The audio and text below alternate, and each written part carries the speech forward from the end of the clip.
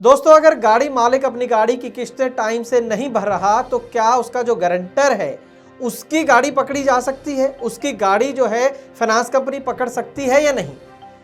ये एक पहला सवाल है। दूसरा सवाल ये है कि आपकी गाड़ी है, आप गाड़ी की किस्तें टाइम से भर रहे हो, लेकिन आपका जो गारंटर है वो अपनी गाड़ी की किस्तें टाइम से नहीं भर रहा, तो क्या उस चक्कर में आपकी गाड़ी की एनओसी रोकी जा सकती है या आपकी गाड़ी पकड़ी जा सकती है या नहीं? ये दूसरा बड़ा सवाल है। दोस्तों, ये दोनों सवाल सुनने में सिंपल लगते हैं, लेकिन इनकी वजह से हजारों जो हमारे गाड़ी मालिक भाई हैं या गारंटर हैं वो परेशान हैं। हर रोज ट्रांसपोर्ट टीवी को ढेरों कॉल्स मिलती हैं जिसमें इसके समाधान पूछा जाता है या पूछा जाता है कि क्या ऐसा हो सकता है या नहीं। तो आज का ये वीडियो इन सवालों के जवाब देने की कोशिश करेगा। बेहद इंपॉर्टेंट सवाल है और उतने ही ज़रूरी इसके जवाब हैं। तो आइए शुरू करते हैं आज की खास ग्राउंड रिपोर्ट एक छोटे से कमर्शियल के बाद। YouTube और Facebook के अलावा अब आप एक और प्लेटफॉर्म पर ट्रांसपोर्ट टीवी देख पाएंगे, जहां पर खबरें ज़्यादा मिलेंगी, जल्दी मिलेंगी और कोई ज़रूरी खबर मिस नहीं होगी। कैसे होगा ये बताएंगे जल्द। देखते रहें ट्रांसपोर्ट टीवी। ट्रांसपोर्ट टीवी पर आपका स्वागत है दोस्तों, मैं हूं मनिंदर सिंह और आप देख रहे हैं ग्राउंड रिपोर्ट। तो दोस्तों, सबसे पहले बात ये कर लेते हैं, सबसे पहले सवाल नंबर 1 पर चलते हैं कि क्या अगर गाड़ी मालिक किस्तें नहीं भरता है, डिफॉल्टर हो जाता है, तो क्या गारंटर की गाड़ी पकड़ी जा सकती है या गारंटर की एनओसी जो है वो देने में इनकार कर सकता है बैंक? तो दोस्तों, इसके लिए हमें जाना होगा इंडियन कॉन्ट्रैक्ट एक्ट 1872, उसको पढ़ना होगा, उसके प्रावधान हैं। सबसे पहले आप देखें सेक्शन 126, इसके अंदर ये बताया गया है कि जिसको हम नॉर्मल बोलचाल की भाषा में गारंटर कहते हैं, उसे कानूनन श्योरिटी बोला जाता है, उस व्यक्ति को बोला जाता है श्योरिटी। देखिए यहाँ पर लिखा है the person who gives the guarantee is called the surety. यहाँ तो ये तय हो गया इसके नाम के बारे में। दूसरा, आगे सेक्शन 128 में अब श्योरिटीज की लाइबिलिटी क्या है, उसकी देनदारी क्या है, उसके बारे में आप पढ़िए, एक ही लाइन में क्लियर हो जाएगा।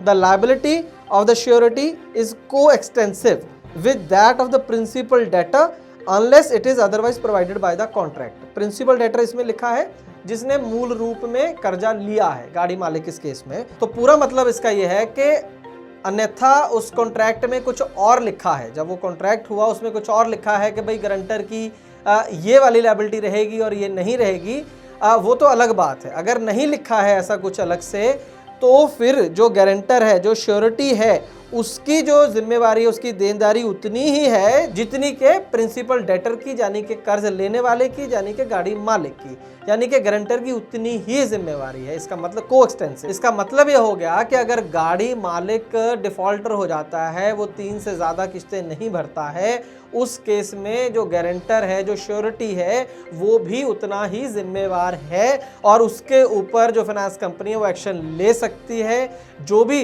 प्रिंसिपल डेटर पर एक्शन लेना था वो गारंटर पर लिया जा सकता है। या फिर कॉन्ट्रैक्ट में देखना होगा कि कंपनी ने जब आपसे साइन करवाए फटाफट उसमें क्या लिखा था। तो इसका मायने दोस्तों ये हो गए हैं कि किसी का भी गारंटर बनने से पहले 100 बार सोचें। मैं ये जो बात कह रहा हूँ ये काफ़ी खतरनाक भी है। खतरनाक इसलिए क्योंकि गारंटर नहीं मार्केट में मिलेंगे तो लोन कैसे मिलेगा।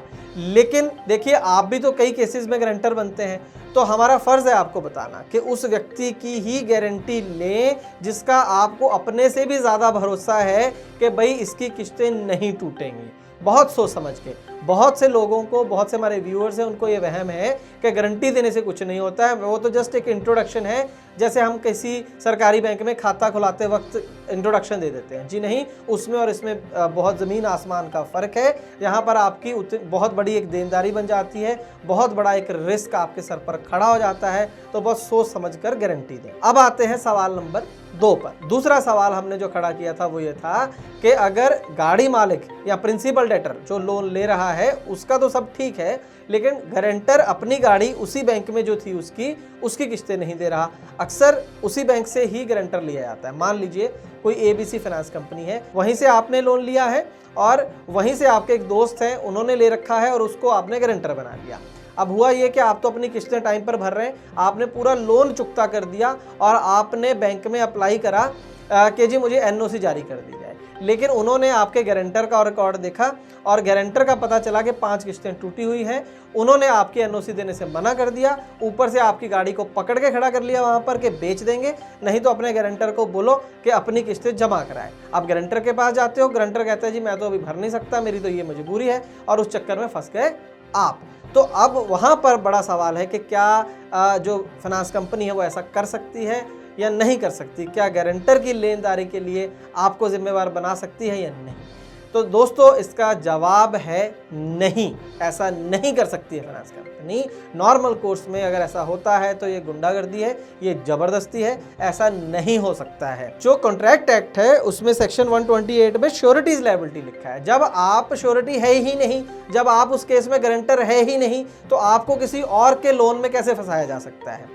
आपको अपने केस की जिम्मेवारी तो ठीक है। तो ऐसा हरगिज फाइनेंस कंपनी नहीं कर सकती है। सिर्फ एक केस में ऐसा हो सकता है और वो है काउंटर गारंटी का। मान लीजिए आपको लोन लेना था एबीसी कंपनी से और आपके दोस्त को भी लोन लेना था अपनी गाड़ी के लिए, तो दोनों ने एक दूसरे की गारंटी दे दी, तो उसे बोलते हैं काउंटर गारंटी। उस केस में तो आप दोनों लायबल हो गए एक दूसरे के केस में। तब तो हम बात मान सकते हैं कि भाई आप उसके गारंटर थे उस केस में, वो आपका गारंटर था, आपने अपनी किस्तें भर दी लेकिन उसने नहीं भरी तो आप भी जिम्मेवार हो गए।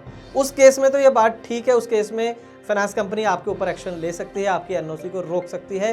लेकिन अगर आपने काउंटर गारंटी नहीं दी है, उस केस में आपकी गाड़ी को छू भी नहीं सकती है और आपको एनओसी देनी पड़ेगी, चाहे आपकी गारंटर किस्तें भरे, आपका गारंटर किस्तें ना भरे। तो दोस्तों आपको सवाल नंबर 2 का भी जवाब मिल गया है। अब आपको ध्यान सिर्फ इतना रखना है कि जब आप लोन ले रहे हैं तब आप ध्यान रखें कि आपको तो कहीं काउंटर गारंटर नहीं बनाया जा रहा। आप लोन ले रहे हैं, आपने गारंटर का भी इंतजाम कर लिया, कहीं ऐसा तो नहीं हो रहा, कहीं ऐसा तो आपने किसी डॉक्यूमेंट पे साइन नहीं कर दिए कि आप भी उस गारंटर के गारंटर बन गए, ऐसा ना हो। अगर तो आपने उस केस में भी आपको ध्यान रखना है कि अगर कंपनी ने आपको बिना बताए किसी ऐसे डॉक्यूमेंट पर साइन कर लिए हैं तो आप उनके ऊपर फ्रॉड का केस कर सकते हैं सेक्शन 420 के तहत। और अगर कंपनी ने आपके कोई फर्जी साइन वगैरह लेके किसी प्लेन पेज पर साइन है और उसके ऊपर कुछ और लिख लिया है तो भी ये फ्रॉड का केस है या फॉर्जरी का केस है सेक्शन 468 का। तो आप ऐसे केसेस के अंदर अगर आपको काउंटर गारंटर बना लिया है और आपको पता भी नहीं चला या किसी किस्म की फॉर्जरी हुई है तो उस केस में आप कानून का सहारा ले सकते हैं। और सबसे बड़ी बात, अगर आप काउंटर गारंटी है ही नहीं, आपने अपने गारंटर की गारंटी दी ही नहीं, फिर भी आपकी एनओसी रोकी हुई है या आपकी गाड़ी को बेचने की बात हो रही है या गाड़ी पकड़ने की बात हो रही है, तो उस केस में इमीडिएटली आप बैंकिंग ओम्बड्समैन के पास जा सकते हैं, जिसे हम लोकपाल बोल देते हैं, या फिर आप सिविल कोर्ट के अंदर जो है मुकदमा दायर कर सकते हैं इस फाइनेंस कंपनी के खिलाफ। तो दोस्तों मैं उम्मीद करता हूं कि इन जरूरी सवालों के जवाब आपको मिल गए हैं। एक बार फटाफट दोहरा देता हूं। अगर आपने किसी की गारंटी दी है लोन में, तो अगर वो किस्तें नहीं भरता तो एज ए गारंटर आप भी जिम्मेवार हैं, आपकी गाड़ी पकड़ी जा सकती है, आपको एनओसी मना की जा सकती है। लेकिन अगर आपकी गाड़ी का कोई गारंटर है, आपकी किस्तें सही भरी हुई हैं, गारंटर ने किस्तें नहीं भरी, उस केस में आपकी कोई जिम्मेवारी नहीं बनती है। सिर्फ एक केस में बनेगी अगर काउंटर गारंटी है तो बहुत ध्यान रखें दोस्तों, जब भी कोई आप डॉक्यूमेंट साइन कर रहे हैं, जब भी आप लोन ले रहे हैं, तो आपका क्या स्टेटस है वो आपको पता होना चाहिए। उस हिसाब से फिर आपको आगे काम करना है। हम उम्मीद करते हैं कि जानकारी आपके लिए लाभकारी साबित होगी। अगर ऐसा है तो ट्रांसपोर्ट टीवी को यूट्यूब पर जरूर सब्सक्राइब करें। ट्रांसपोर्ट टीवी देखने के लिए बहुत बहुत शुक्रिया। दोस्तों गाड़ी का बीमा करवाने के लिए आपको एक गली में 2 एजेंट मिल जाएंगे, लेकिन बात होती है सही पॉलिसी और सही प्रीमियम की। ट्रांसपोर्ट टीवी पर हमें हर रोज ढेरों ऐसे केस मिलते हैं जहां पर एक एजेंट ने सस्ती पॉलिसी के नाम पर गाड़ी मालिक के साथ फ्रॉड किया है, लेकिन इसके बारे में पता चलता है क्लेम के समय, और अगर क्लेम की नौबत ना आए तो पता भी नहीं चलता। इसीलिए दोस्तों ट्रांसपोर्ट टीवी लाया है ट्रांसपोर्ट मॉल, जो गाड़ियों का बीमा करवाने के लिए सबसे सही जगह है। तो बीमा के लिए व्हाट्सएप करें अपनी गाड़ियों के नंबर 90-831 90-831 पर। आप भरोसा कर सकते हैं हम पर। ट्रांसपोर्ट टीवी को YouTube पर अभी करें सब्सक्राइब और दबाएं बेल आइकन। फेसबुक पर लाइक करें हमारा पेज और ट्विटर पर भी करें फॉलो। ट्रांसपोर्ट टीवी, जानकारी लाभकारी।